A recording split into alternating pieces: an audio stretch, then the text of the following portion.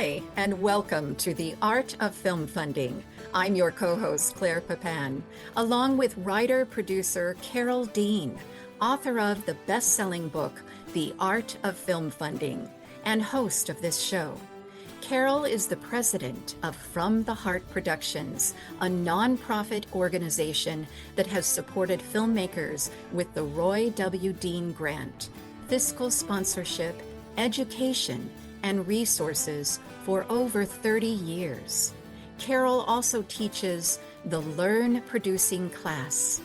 Each class features an industry expert guest instructor and is designed to give the information, guidance, and support to become a successful producer. You can learn more about this class and all of From the Heart Productions offerings at FromTheHeartProductions.com.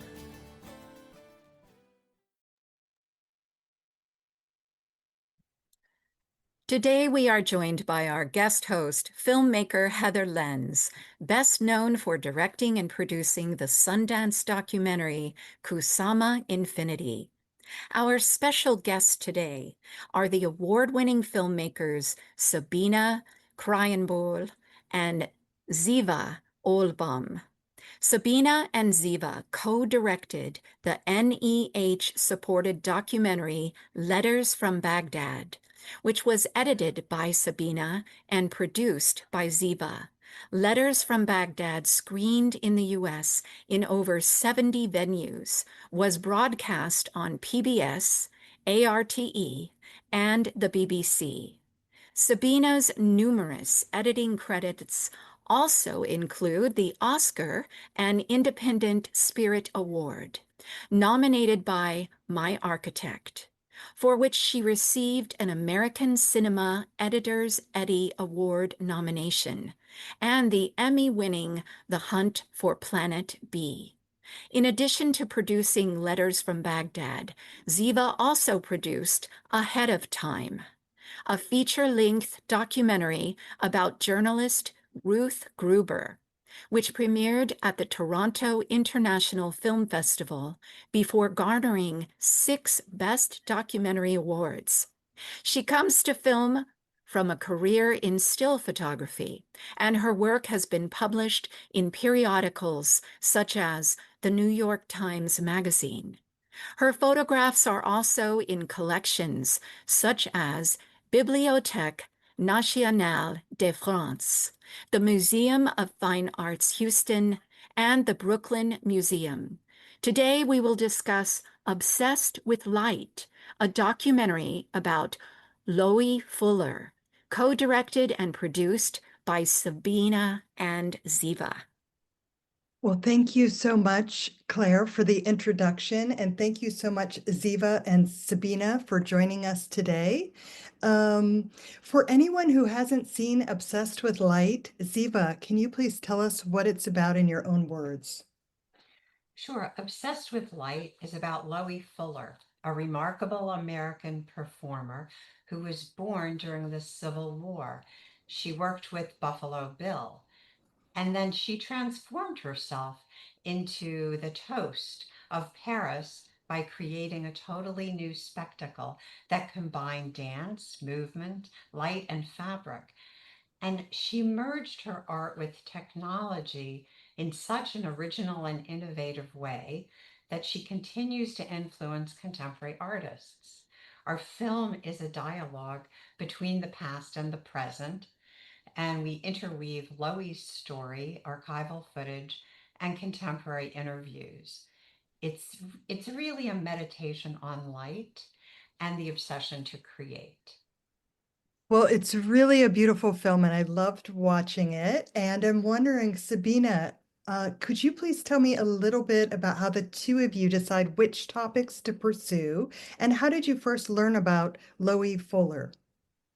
Sure. Well, we have all with all our films, we've been always looking for interesting story about women who have been forgotten in history. It's really quite astonishing how many amazing stories there are out there of women that we don't know. And so that's sort of our main topic. And with Loïe, After Letters from Baghdad, which was about Gertrude Bell, who was a British explorer and one of the key architects of the modern Middle East, we decided we want to do something that had to do with the arts and was visually really exciting and moving. And so I had edited a documentary called Picasso and Braque Go to the Movies, and it was about the influence of early cinema on Cubism. And in there was a film of the Serpentine Dance, which was quite astonishing. It was in color. It was one of the few films in color. It was hand tinted and it was absolutely beautiful. And so we were both mesmerized by it and decided to look further into, like, who is this person? Who came up, who is behind this amazing dance that became an iconic image of early film? Yeah, and for anyone who doesn't know, the Serpentine Dance, as you'll see when you watch the film, was the creation of Loïe Fuller. And I had seen this clip too, but I have to admit I hadn't really given much thought to who this person was. So it was super exciting to learn about her in your film. And I'm wondering, Ziva, if there was anything you wanted to add about the film or that last question. Well, when we started to research about Loie Fuller, what really struck us was the number of references we started to find among contemporary artists.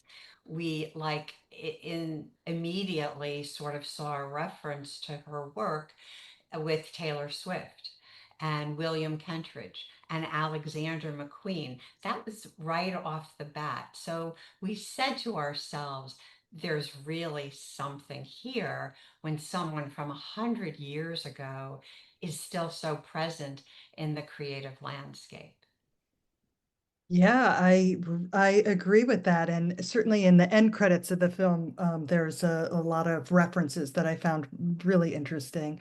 And I'm wondering, Ziva, how did the two of you divide up the work that needs to be done to make a film, and what unique strengths do you feel that you both bring to filmmaking? Well, we met on the film ahead of time about Ruth Gruber, which you mentioned that I produced, and Sabina edited that. And I think what drew us to each other was that we share a common aesthetic. We both love archival footage, and we both love the same clips. So that was a really sort of fundamental to our partnership in the very beginning. And it's a great starting point for our projects. Our dividing up of the work it's a very organic process, and it sort of evolved really naturally without us having to talk about it. As you mentioned, I came to filmmaking from being a still photographer. So I'm very connected to the stills that we choose, and I'm very comfortable with Photoshop. And so that sort of came in very handy.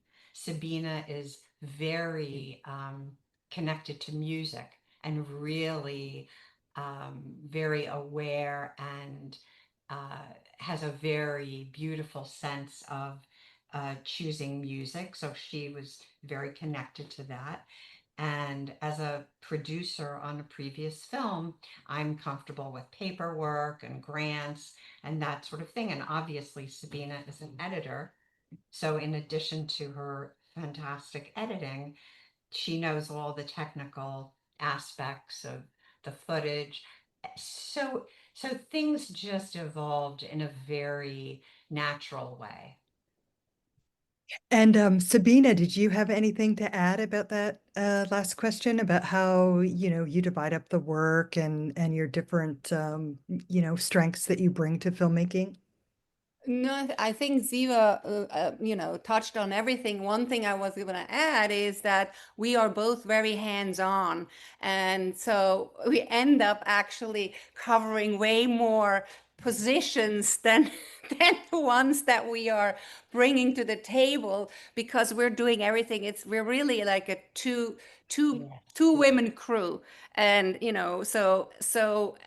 aside from just producing it, the creative aspects and everything, but we are also fundraising together, and we're helping, we're working on the outreach, and we really are sort of like reaching, we have many arms. That's Well, right. it's very impressive. I love your work, so it's exciting to be able to talk to you today. And Sabina, I'm wondering if you could please talk about the process of finding archival materials, particularly about this film about Loïe Fuller, and if there were any surprising discoveries during your research that changed the direction of the film. Sure. For us, it's really important that we use primary source material. So aside from the archival footage, which we look around all over the world, we've over the time, of having already worked on several archive-based films, we have made connections to archives all around the world. So we reach out, first of all, to all the archives that we know. We also sometimes work with an archival producer. Judy Ailey is the one that we've been working with frequently, but we also have our own connections, and so we try to look for archival footage that on one hand is very directly related. So let's say in the case of Loïe Fuller, we look for early dance, or we even send out the keyword Loïe Fuller or serpentine dance or whatever. But then we also obviously want to create a context of the time. And so the keywords get more and more. And we also sometimes our films are also sometimes informed by what we find. Some of the footage we came across is just so astonishing, and certain shots we feel like we have to get that shot into the film. So it sort of goes both ways, but then we also look for primary sources, let's say letters and documents, and we reach out again to archives around the world. We try to connect to the biographers. We try to especially with the NEH, we work with advisors. So it's really a very diverse kind of outreach, but at the same time also very detailed. I mean, we sort of don't leave any stones unturned. We have also always a desire to find that, where is that footage of Loie Fuller herself dancing? Well, we haven't found it because, as you might have recognized in the film, every single serpentine dance is one of her imitators. And in some cases, we did find things. So Ziva, maybe you can tell about our surprising Yeah, discovery at Maryhill, which sure. was really quite astonishing what we found there. Sure. Well, we went out to Maryhill Museum on the West Coast, and because Loie Fuller was one of three people that founded that museum, and they have quite a wonderful archive of her materials. And we did see a bunch of cassette tapes in a plastic grocery bag, sort of on the floor in a corner of where the drawers were that held her materials, and asked what that was, and were told that those were interviews that had been done of Loie Fuller's original dance troupe members by Margaret Hale Harris, who was doing a biography on Loie Fuller. These were interviews that had been done in the 1970s. And they were so wonderful that they allowed us to take the cassette tapes. These were really from the 70s, old cassette tapes, and we had them restored, which in some cases actually meant being baked in an oven. I don't know how that works, but that's what one of the restorers told me and transcribed. And we were able to get Buttercup, one of Loïe Fuller's actual dancers, into the film. And that was super fabulous and exciting. Well, I do have one question about one of the archival clips in this film that I was just blown away by. It's early in the film, and we learned that Loie was a child performer, and there's this like just insane footage Yes, of a I know which one you're talking about. well, let me explain it for the audience. A child on top of a hot air balloon dancing. I mean, this is like definitely before helicopter mothers, right? I mean, was that really her? And either way, I mean, that is just like mind blowing. So, is there anything you could share about that? Well, that was one of those clips where we said this is insane, but it totally shows her character, and we got to use it. So it, and that's often how we work with the material. It's not like we are trying to do one-on-one. We're trying to create a character with the archival footage, and that character can be created with movement and actions and gestures and everything that, from different people, you still get the full image. So this was one of those films and film clips, and I believe we got this from the University of Southern California. Well, Right. and If so it's that really was her not, then. No, sorry, it's the it's not University of Loie South. Fuller. Yeah, yeah. It's not Loie Fuller. It's not Loie Fuller. No, No. it's some other fearless child performer. And I'm sorry because we were all talking at once. Where did you say the clip was from? It's from the University of South Carolina. I see, I Misspoke. see. Well, it's certainly mind-blowing. So moving on, Ziva, if you could have coffee with Loie Fuller and ask her anything you wanted to, yourself, instead of relying on archival interviews, well, what would you love to ask her?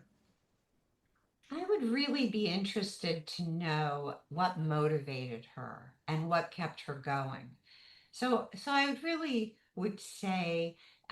ask her, what's the secret? What was the secret for your perseverance? Well, Because that she was someone who um, she just took perseverance as that's just how you live your life. You don't take no for an answer. I mean, she was very unusual in that way as a 19th century woman to be so assertive in what she wanted to do. yeah, she certainly was the quintessential girl boss for sure. And Totally. Sabina, is there anything you would love to ask Loie? I would ask her, are you still mad about Isadora Duncan? I see. She was she was, as you know from the film, she mentored Isadora Duncan and really launched her career. And then when Isadora sort of got to have success, she dismissed that Loie Fuller even existed, or even, who she basically didn't know who she was.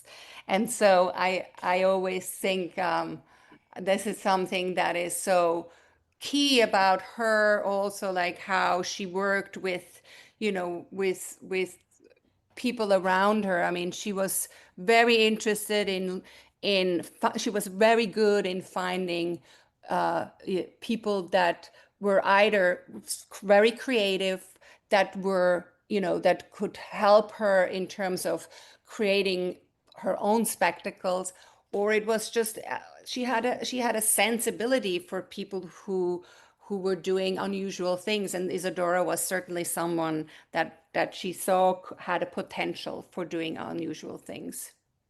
Well, I bet I could answer your question and I bet she'd still be mad. But I guess we don't know. So, Ziva, you did a crowd campaign to help fund this film, and I'm wondering if you could please talk about your experience with that, including the pros and cons, and any other behind the scenes information that you believe may help other filmmakers. Yes, we did Kickstarter campaigns actually for both Letters from Baghdad and Obsessed with Light. And it was a very positive experience in both cases. And in fact, for Obsessed with Light, we we really valued the ability to build an international uh, base for viewers and potential audience goers and people that were interested in the film, uh, in helping make the film happen, but in also being there to anticipate watching the film in the end. And so we definitely needed the money, of course, when we did it with Obsessed with Light, but we also saw other value to doing a crowdfunding. The thing I would say is that you have to be very willing to do quite a lot of work.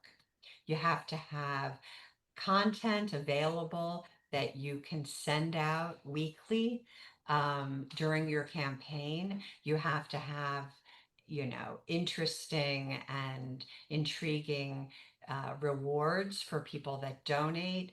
It is a very work intensive and time intensive process. So you sort of have to understand that challenge before embarking on it. Because if you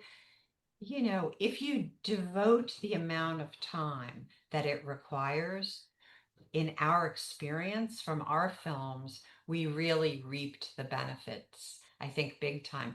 In addition to the money, I think for Letters from Baghdad, it was a different time, and doing Kickstarters was a little bit more unusual. I think we must have done it in 2015, um, and our goal was $58,000 and we made $90,000. For Obsessed with Light, we wanted to be a little bit more modest. We did that campaign 2022 maybe, or maybe Mhm. I think. And I think our goal was like 25,000 and we made 40,000. So there are many benefits, but the challenge is you really need to have people and assets and ready during a campaign. Yes, I've heard from everyone who does these campaigns, it's just a tremendous amount of work. Yeah. And Sabina, what other strategies did you employ to finance this film, and and did you face any challenges convincing funders to support a film about a lesser known figure?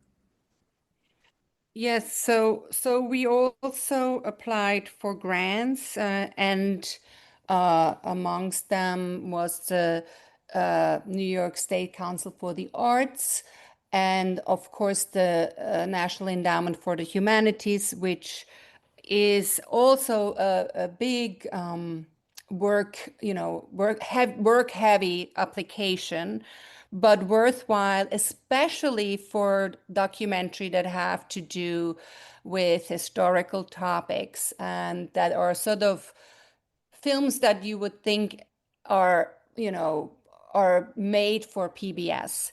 Now, our challenges were in both cases, just like you pointed out, it was about two women who were not known.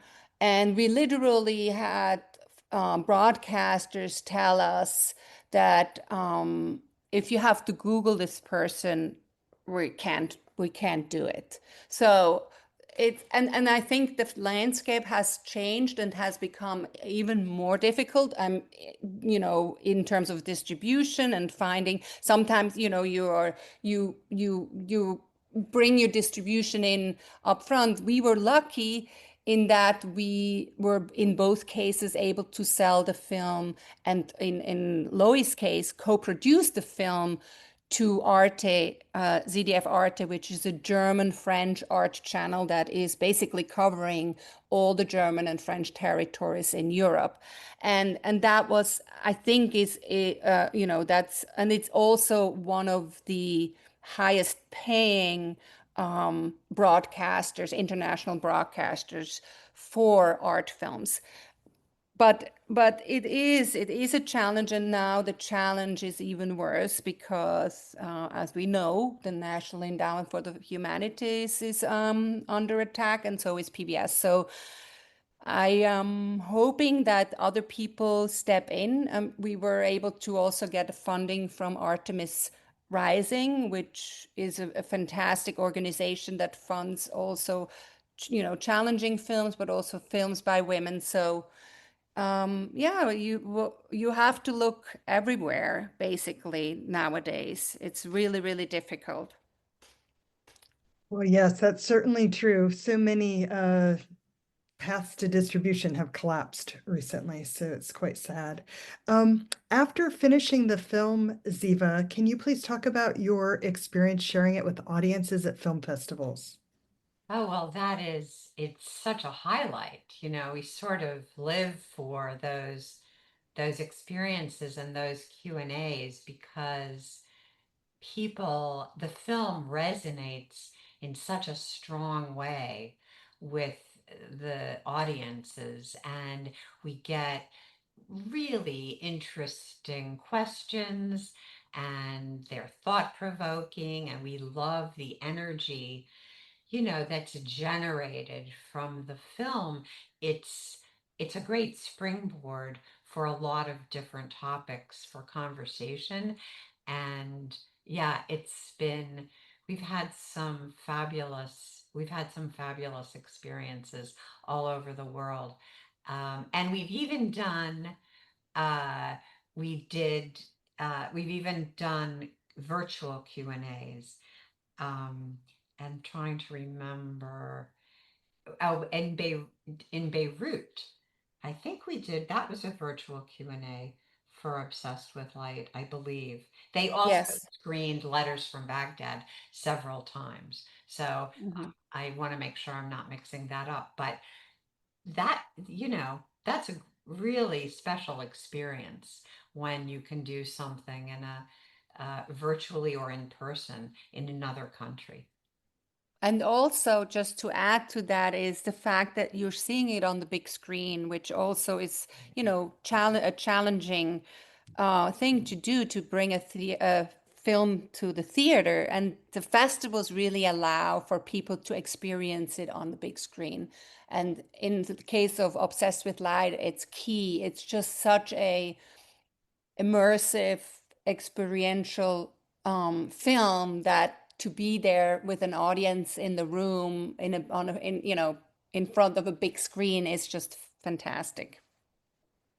And Sabina, did you work with a sales agent? And if so, can you please talk about that process? And if not, can you please talk about the steps you've taken to get the film out into the world beyond film festivals? Mm-hmm. Yeah, we worked with an international film sales agent called Outlook. They're specializing in documentaries, and but they also have some fiction. But and they helped us. We had, at the point that they came to the film, we had already, gotten Arte on board. But then they helped really sell the film. They work both. They work the festivals and they also do the sales. And so they sold the film to various stations around the world, and got us into other international film festivals. And then in the US, we started working with our I'm trying to remember now. Did we start with before film movement? It was, see, remind me, what was This the R RJ? R.J. Millard. Yeah, yes, exactly. RJ Millard.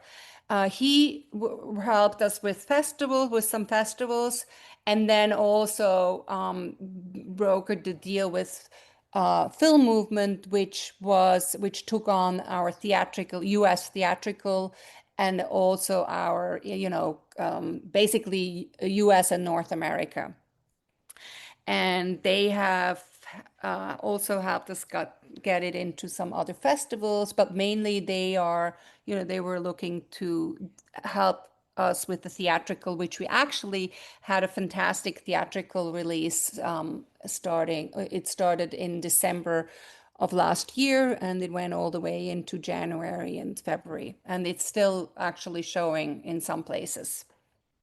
Well, congratulations on that. That's a huge accomplishment. And Ziva, previously you co-directed the film Letters from Baghdad with Sabrina. It's already come up a few times during this conversation, but for anyone who isn't familiar with that film, could you please tell us what it's about and how you found out about the subject? Sure. Uh, Letters from Baghdad is about Gertrude Bell, and we were very fortunate actually to be able to have Tilda Swinton voice Gertrude Bell in our documentary. She, Gertrude Bell, was an amazing woman, also a 19th century woman who was an adventurer, an archaeologist, and went out into the deserts in Arabia where no one had gone before, and done maps and learned the Arabic, learned the Arab languages and the dialects, and spent a lot of time with the tribes and photographing. And she was asked to be a part of the colonial office, first in Cairo in 1916, and then after World War I in 1918 in Baghdad. And she spent 10 years in Baghdad, um, helping and helping draw the southern borders of Iraq and forming incredibly close relationships with the Iraqis. And she was the liaison basically in the colonial office between the Iraqi people and the British administrators. So she was held a very interesting position. She was very critical of the colonial administration policies. So she was sort of an insider and an outsider at the same time. And she was an amazing letter writer. So the film is based primarily on her letters and other primary sources from her colleagues and family members. We actually started thinking about the idea because both Sabina and I had read a wonderful biography of her by Janet Wallach called Desert Queen. And first we thought about doing a narrative film, and then it came to light, funnily enough, that both Werner Herzog and Ridley Scott simultaneously were going to do narrative films about Gertrude Bell. So we felt, yeah, I think we should stick with a documentary format. And then Ridley Scott dropped out, and Werner Herzog made his narrative feature film with uh, Nicole Kidman. So it was quite interesting. Gertrude Bell was in the air, you could say. I wondered about that because oftentimes documentaries will come out about someone interesting, and then it seems like a year later there's a biopic. I sometimes feel like the narrative film directors go like shopping at film festivals for ideas about films to make, but it sounds like this was already in the air, as you Yeah. said. But Sabina, what did you learn from co-directing Letters with Baghdad that informed your approach to making Obsessed with Light? Well, in both films, we were or let's say we started when we did Letters from Baghdad, we really wanted to tell the film through her eyes and with her words, through Gertrude Bell's words, and transport the viewer into that time period. So it was really the archival material that would bring to life what it was like to be there. And so what we learned is that we have very high standards for archival footage. We often get material sent to us that is really not very good, but that has incredible, has an incredible scene. And we try to find and track down the negative, or we try to find when there is just an SD transfer, we really are looking for the best possible picture quality that we can get. So that was something that we discovered working with Letters from Baghdad, that there is this possibility that there are negatives around, that if you ask the archives, if you dig, you can find them. And in some cases, that sort of was our approach in terms of the archive. But the other thing that we learned was dealing with, as Zeva already mentioned, in terms of Letters from Baghdad, we had Tilda Swinton voice Gertrude Bell.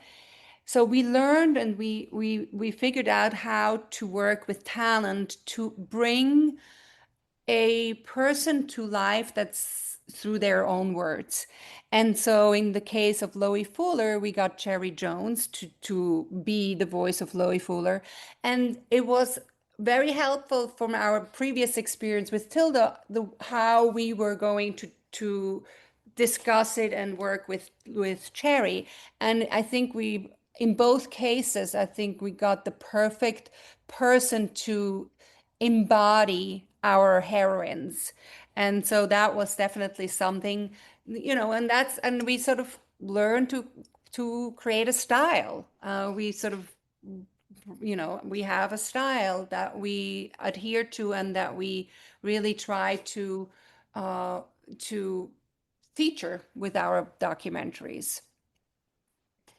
And Ziva, although both of the films you've co-directed feature female trailblazers, you opted not to include their names in the titles of your films. And I wonder if you could please talk about that decision.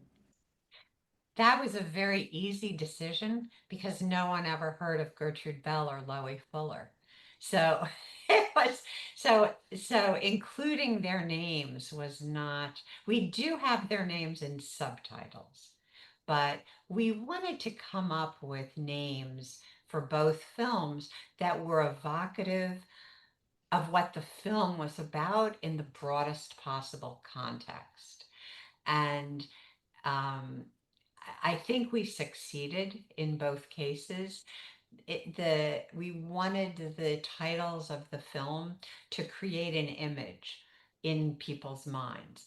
Whatever image that might be, whatever image that could be, and then to understand that it's about, the true story of Gertrude Bell, and the establishment of Iraq, or Loie Fuller, the creative genius of dance, something like that.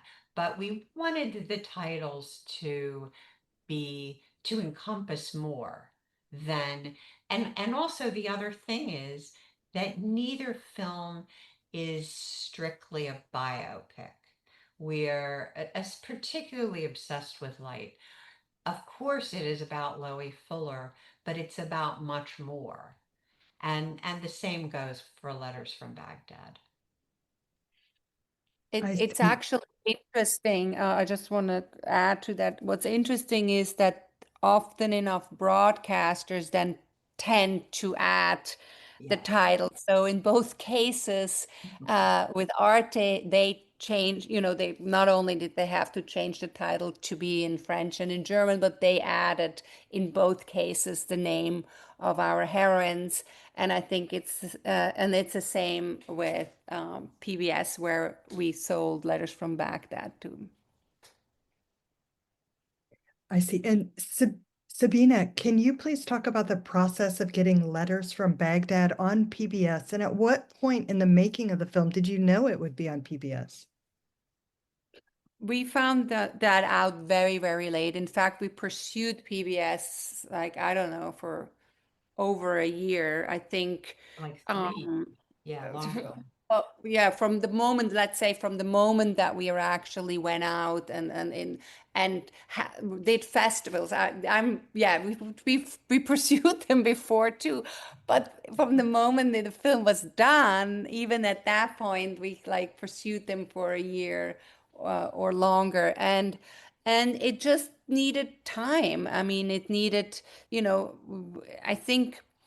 In the case of Letters from Baghdad, we worked with Susan Margolin, who came on board and who has a lot of experience with distribution, and she helped us get it in front of the right people. We met some people at PBS who had to do with Iraq, so it helped that there was a connection in terms of their experience, of the territory and the knowing the history of Iraq. So they knew about her. But it was an uphill battle. It was really like a relentless pursuit.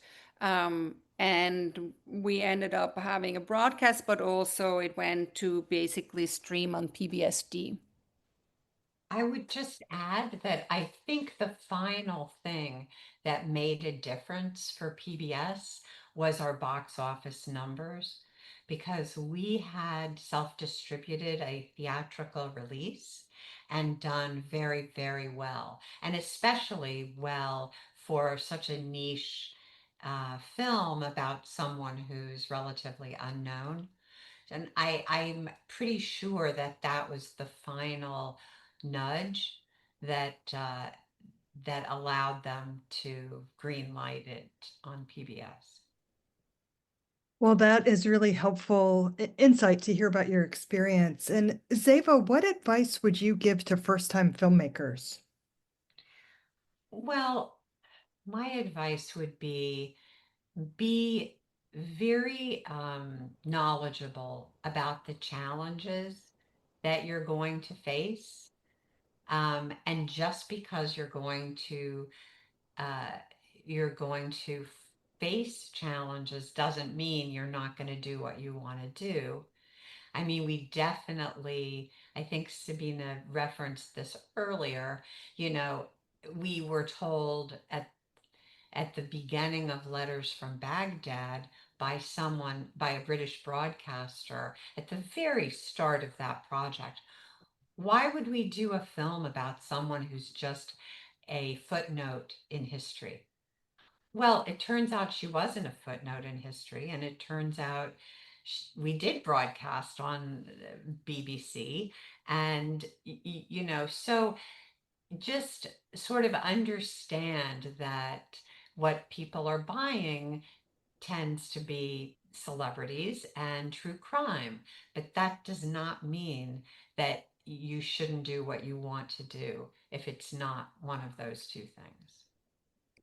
Well, that's great advice. And Sabina, I'm wondering if there's anything that the two of you are working on as a team currently that you would like to share with our audience. I know sometimes people have projects going on, projects they're working on, but they're not ready to share yet. Yeah, we are at the moment just still in the process of, sort of getting obsessed with light to the end. And so that's taken up a lot of time. And we at this point are, looking around and looking for other possibilities, even though we have a big list. But it's there's all these different things matter, and also in our current landscape, we have to take that in account. But one thing I just wanted to add in terms of also advice to young filmmakers, it's really I think what's important to know is that you are your best salesperson. Even if you get a sales agent, even if you make that step, you are still the best person to talk about your film and to really get people excited about it. The passion that you show and the passion that you bring to the table in your discussion with distributors, with with broadcasters, with anybody that you want to get excited about your film, that's really key. And it's important that young filmmakers know that it's in their hands and that they can do it. And for anyone who's interested in seeing either Obsessed with Light or Letters from Baghdad, Zeva, can you please tell us where people can currently find these films? Yes. For Obsessed with Light, people could go on our website and right on the home page is a link to the streaming services. It's streaming, I think, in iTunes and Amazon Prime and several other streamers. Our website is obsessedwithlightdocumentary.com, or you can go to our distribution page. Our distributor is filmmovement, one word.com, and check for Obsessed with Light. And in terms of Letters from Baghdad, we're on the PBS site. It's also iTunes and Amazon Prime, I believe. And you can also rent it from our website, which is lettersfrombaghdad.com. Well, thank you so much. And Sabina, for anyone who would like to follow your career, could you please share your social media handles and websites, also for yourself? Well, I think the best way to reach us is via our websites, and you can write us to info@obsessedwithlightdocumentary.com, and you can find us on Instagram and also on Facebook. In Instagram, I just looked at it. It's Loïe Fuller Film. So that's at Loïe Fuller Film. Thank you. And Zeva, is there anything else you would like to add that I haven't already asked? No, I think you've been very thorough. Thank you. And Sabina, is there anything you would like to add that I haven't already asked?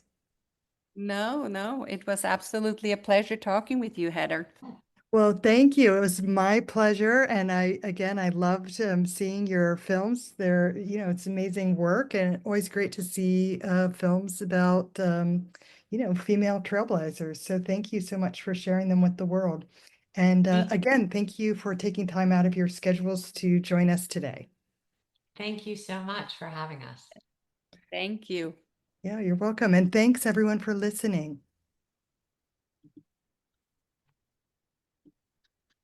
Now, in its second edition, Carol Dean's popular book, The Art of Film Funding, has 12 new chapters to cover all areas of film financing and how to avoid expensive pitfalls. Learn how to start with an idea and end with a trailer, how to make an ask for money, create your story structure and your trailer, legal advice, fair use, successful crowdfunding, how to ask for music rights, and what insurance you can't shoot without. Available on Amazon under Carol Dean and at FromTheHeartProductions.com. I want to remind our listeners that David Raiklin is a brilliant and talented award-winning musician who scores films and can compose music for a trio or for a full orchestra. David is a very good friend to the independent filmmaker and comes highly recommended by From the Heart Productions. If you need music to help tell your story, please contact him at davidraiklin.com. That's David, RAIKLEN.com. And Carol and I want to thank you for tuning in to The Art of Film Funding. Please visit our website at FromTheHeartProductions.com. You can also find us on Facebook and Twitter. Good luck with your films, everyone.